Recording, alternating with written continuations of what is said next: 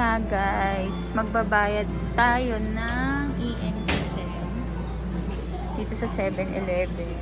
So mahaba pa yung pila. Kaya bili-bili muna tayo.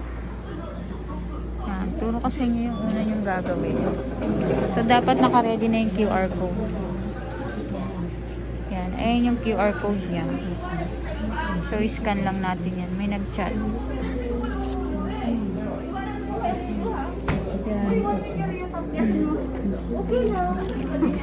Dito tayo magbabayad sa ganyan.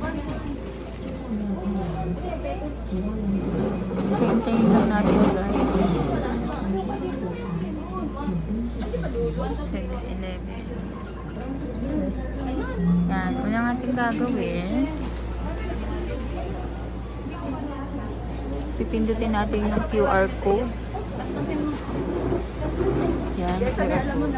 Tapos kailangan yung QR code niya, kamukha siya nung nasa barcode na babayaran mo. So yan, pipindutin mo siya. Yan, tapat mo lang yung cellphone para mascan ng QR code. Yan. Tapos pindutin mo yan. Yan sa gilid.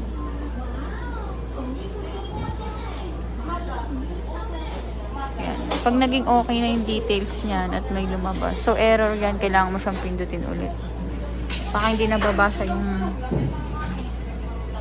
QR code. Yan. So, pag labas na yung pangalan, check mo lang kung tama ba yung pangalan. Check. And then, pasa natin okay. Yan. Pindot pa ulit. Yan guys. Lalabas na yung papel. Diba?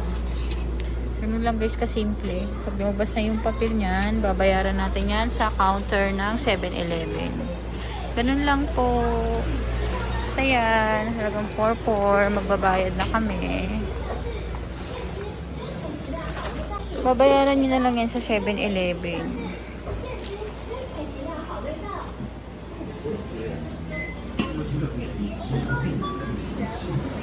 Tapos guys, papasok na yan doon sa inyong pinadalahan.